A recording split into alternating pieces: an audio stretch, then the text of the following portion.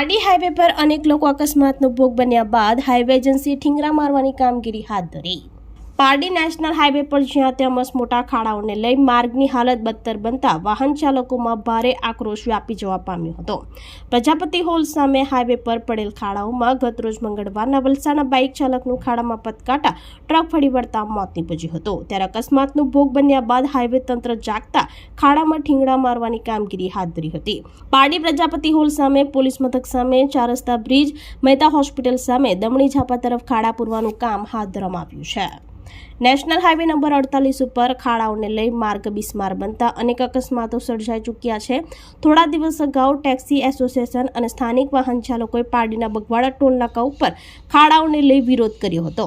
તેમ છતાં હાઈવે તંત્ર દ્વારા દાદ ન લેતા આખરે ગતરોજ વલસાડના કનુભાઈ પટેલ ખાડામાં પટકાતા પોતાનો જીવ ગુમાવ્યો હતો। અકસ્માતનો અનેક લોકો ભોગ બન્યા બાદ હાઈવે ઓથોરિટીની એજન્સી કુંભકર્ણની ઊંઘમાંથી જાગી આજ રોજ બુધવારના ખાડાઓ પૂરવાની કામગીરી વરસાદ વચ્ચે પણ હાથ ધરી હતી। તો લોકોનું કહેવું છે કે હાઈવે તંત્ર કોઈના મોતની રાહ જોઈને બેઠું હતું કે શું? ત્યારે હાલ હાઈવે પર પડેલ ખાડાઓમાં થૂક ચોપડવાની કામગીરી કરવામાં આવી રહી છે હોવાનું લોકોમાં ચર્ચાએ જોર પકડ્યું છે। કરોડોનો ટોલ ટેક્સ વાહન ચાલકો પાસેથી ઉઘરાવવા છતાંય ચોમાસા પહેલા માર્ગના રિપેરિંગ કામગીરી કેમ ન કરવામાં આવી એવા અનેક પ્રશ્નો ઉઠવા પામ્યા છે। થોડા દિવસ અગાઉ વલસાડનો જિગ્નેશ ઠાકોર ખાડામાં પટકાતા ઈજા પહોંચી હતી, ત્યારે તેણે ખાડામાં બેસી વિરોધ કર્યો હતો અને ગતરોજ થયેલ અકસ્માતમાં અંગે પણ જિગ્નેશ ઠાકોર અને અન્ય લોકોએ ભારે આક્રોશ વ્યક્ત કર્યો હતો અને હાઈવે તંત્રની આંખ ખોલતા આજે હાઈવે દ્વારા ખાડા પૂરવાની કામગીરી કરતા મહેનત રંગ લાવી હતી। ત્યારે આજે હાઈવે પર ખાડા પૂરવાની કામગીરી કરતા આ ખાડા કેટલા દિવસ સુધી પૂરાયેલા જોવા મળશે તે હવે જોવું રહ્યું।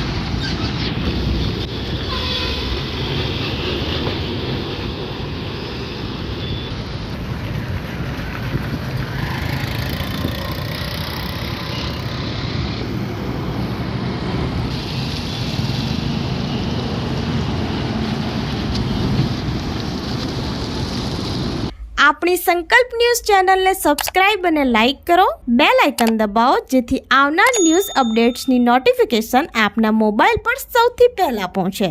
Like, subscribe and share the video.